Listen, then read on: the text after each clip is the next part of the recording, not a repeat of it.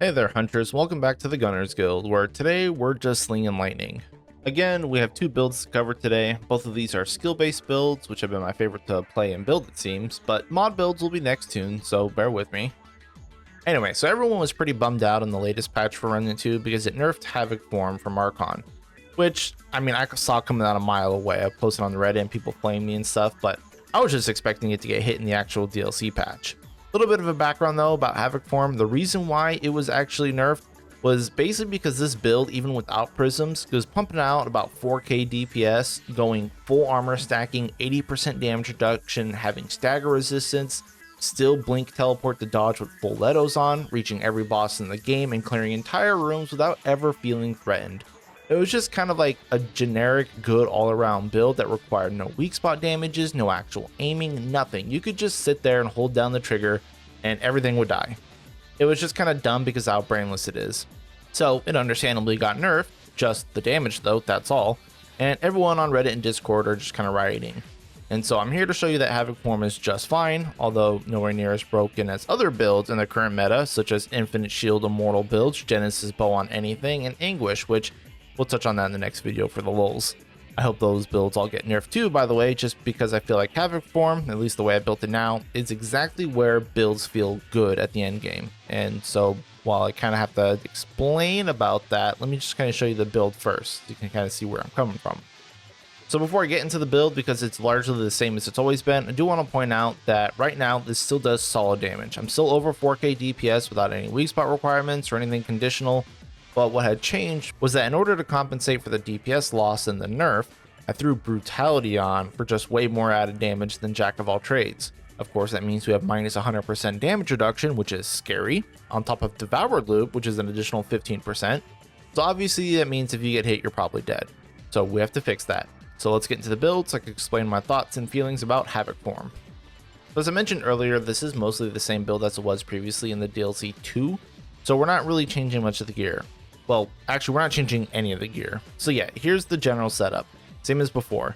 Invoker Prime for double skill use, because Way of Kayula is just way too OP not to use. Archon, because obviously we have to use Havoc form. Full Letos for all the armor you can get.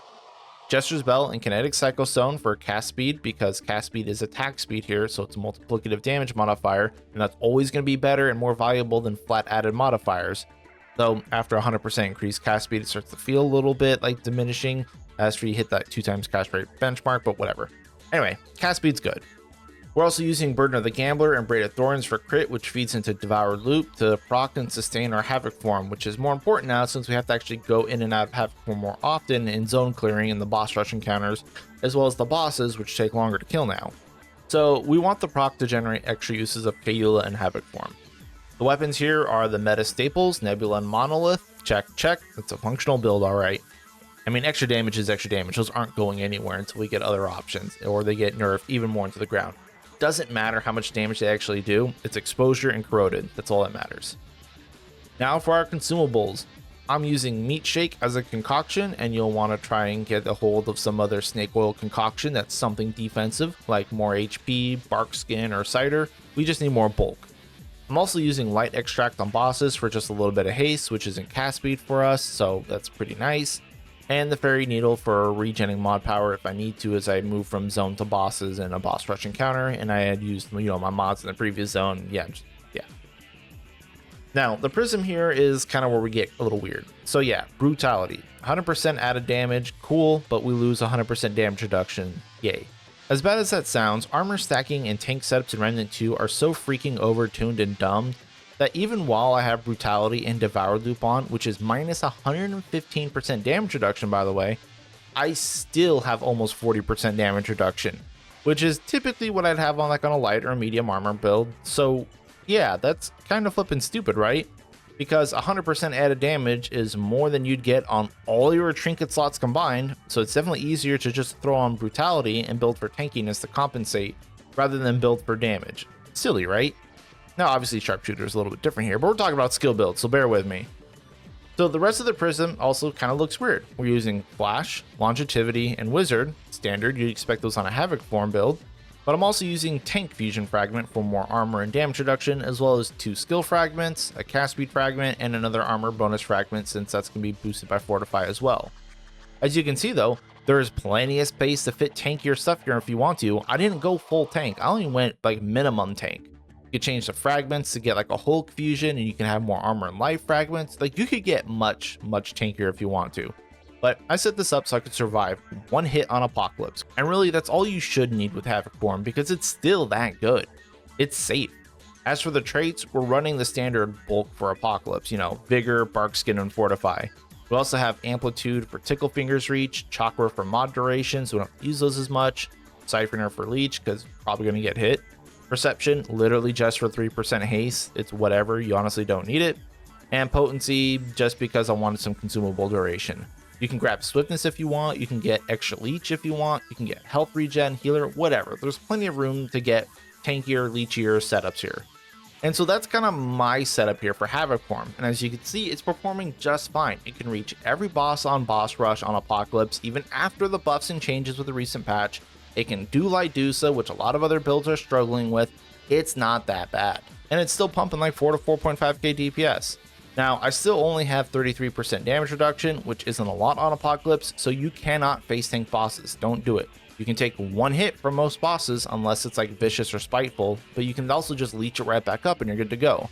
Use Blink on Havoc form. It's an amazing dodge. That will save you way more than face tanking in this build. And so with this setup, Havoc form is actually just a lot of fun to play for me right now because there's still a pretty big risk of death, especially when you're entering and exiting Havoc form, or if you didn't get a Devoured Loot proc and you need to wait for cooldowns. And this is kind of where I feel like Remnant plays the best, and kind of where I want most of the builds to end up. You can't nuke a boss down in 20 seconds, but it's still pretty fast, like 30 to 40 seconds. There's a real chance of dying at least, so if you don't play right, the risk is still there. And I think this is just perfect, to be honest. I know a lot of people think Havoc form is dead, but trust me, it's not. Just build Ultra Tank, slap on Brutality, you'll be fine. It's just not as free as it was before. And if we could start tackling some of the other OP nonsense that's doing, you know, 8 to 12k DPS or things that can't possibly die, then I think we'd be on the right track. Now let's quickly move on to the second build here, the Quickdraw setup. Now Quickdraw has always been a pretty good skill to use, but it wasn't until the last DLC where Tragic gave Quickdraw an extra charge and a little bit more damage. Then it can actually stand on its own 2 feet. While I always liked Quickdraw, it's been really hard to actually build around and like use it solely just because of the cooldown caps. Because even with 80% skill cooldown, the recharge time for Quickdraw was still 8 seconds. And if you can only shoot your main DPS skill once every 8 seconds, well, that cuts your damage per second down a lot. But thanks to the Prism system and the Unbridled Fragment, you can get an extra 50% off your skill cooldowns, bringing this down to a short 4-second cooldown, which is much better than it was before. Twice as good, in fact. So, now that I've spoiled the secret sauce, I want to talk about the Gunslinger build briefly before I get into explaining all the gear. So like Havoc form, I think the state of Quickdraw is actually right in that sweet spot here in Remnant 2 where it's feeling good. It's not super tanky, but you can easily take a hit or 2 on Apocalypse and not die and then leech it back up, so it's not exactly squishy either. It can also hit around 4 to 4.5k DPS without Brutality, which is pretty excellent, but of course it's never compared to the top meta stuff right now. But it's good enough that you can still kill bosses in 30 to 40 seconds like Havoc form and still have the risk of dying. And Quickdraw's got a really cool gameplay loop because you need to actually manage your stamina to cancel dodge out of the shot animation to keep your DPS up. Then you have to pay attention to dodging on bosses too, so you don't actually get caught mid-dodge. And this whole setup actually clears zones really fast too, so like it's just really good all around. So while it's not the best DPS skill, it's still really fun, and I think that's kind of what we're going for nowadays. Anyway, let's get into the gear so I can do some explaining. We're actually going to go with Invoker Gunslinger here. It's kind of weird, I know, but I want to do the Invoker for the Prime ability so we get extra uses of Quickdraw, but also because now we have a 12-second wave Kayula cooldown, so we can just spam that all over the zones and cover everything in rain and just obliterate everything with lightning whenever we want. Now originally I wanted to use Way of Lydusa, but it just wasn't feeling great to try and do the shuffle between Lydusa and Quickdraw, so I'll leave that for another build. Kayula obviously insanely strong, and we're happy to include it, but honestly Quickdraw clears ads and leads just fine on its own, and we can sustain it almost indefinitely thanks to the Invoker's Prime to get skill cooldown on skill use, so you can just kind of yeehaw your way to victory if you really wanted to. Moving on to the weapons, same old, skill build, Monolith, check, Nebula, check, functional build confirmed. Not much to say here. We're not using a build that wants to use our guns, so let's just get onto the trinkets. Now, I really couldn't decide on what amulet to use, so I ended up settling on the Cost of Betrayal, since it's just a flat 25% all damage neck. My other choices were between Index of the Scribe, but that wouldn't work Way of Kayula, because it's weak spot damage, and Silver Ribbon, but at the same time, I can just use a Light Extract for the haste, and I figured I'd just use Cost of Betrayal because it's 25% all damage to get some extra damage on mods and maybe guns if I ever wanted to use them. The rings, funny enough, are all going to be Burden rings. Burden of the Destroyer and Silas are just for 15% damage with no strings attached for us. We have Burden of Rebel and Stargazer for 30% skill cooldown, but you can trade out the Stargazer for the Black Pawn stamp, but that will leave you at a 5-second quick draw cooldown instead of 4 seconds, which can break your flow, but then you also don't have to worry about the life loss on skill use, so that's your call. Now the Prism, which is obviously using Unbridled for the 50% skill cooldown that we already mentioned, we're going to be having cast speed, skill cooldown, and 2 skill damage as our fragments, like little lone fragments. Then we're going to have the fusions Revitalize, Meta, Hulk, and Tank. The only stats that are really going to help our damage out is skill damage and crit damage. If you wanted to get skill crit just for Way of Kayula, go for it, but Quickdraw always crits, so I don't think it's necessary. But with the extra space you have, you can just get added bulk and be able to absorb those hits on bosses even easier, and then obviously just lead yourself back up.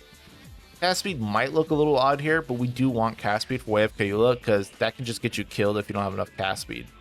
There's a lot of room to play with on this Prism, obviously, so feel free to change stuff around. And I'd say the only things that are actually mandatory are the 2 cooldown pieces. And then lastly, we have the traits. Flash Casters for Way of Kayula, like I mentioned before, we do want the cast speed for it, but it actually doesn't affect quick draw at all, even putting away the gun. But you're just going to have to get used to canceling that with the dodge anyway, so it's fine. Then we have our standard bulk traits with Fortified Barkskin Vigor, just to keep you up in case you get hit 1 or 2 times. Endurance is on because we actually do dodge a lot to cancel our quick draw, so stamina management's a little bit important, but you can get more stamina related gear if you want. Like I said, the Prism's got plenty of room to work with. Siphoner is pretty much mandatory on all builds, and Chakra, so we don't have to use Sandstorm and Nebula all so often. Pretty standard traits. Now, do remember it's important to drink your Xenoplasm concoctions so you get your skill cooldown cap, so you can go with that and then try to get like a Verdant Tea or some other defense concoction with Snake Oil. And lastly, like I said, Light Extract, we're going to use those on bosses, but the haste doesn't really do anything for us besides like some movement speed, so yeah, not a big deal. But anyway, these are the Quickdraw and Havoc builds. They're performing just fine. They feel great without being too overpowered now. I think it's in a great spot, and they're definitely worth making. Anyway, that's all for me this time. Next videos are we're going to be talking mod builds, and spoilers, it's all explosive stuff because the other mods are bad. So look forward to that. Thank you all for watching. Good luck out there, hunters. Peace.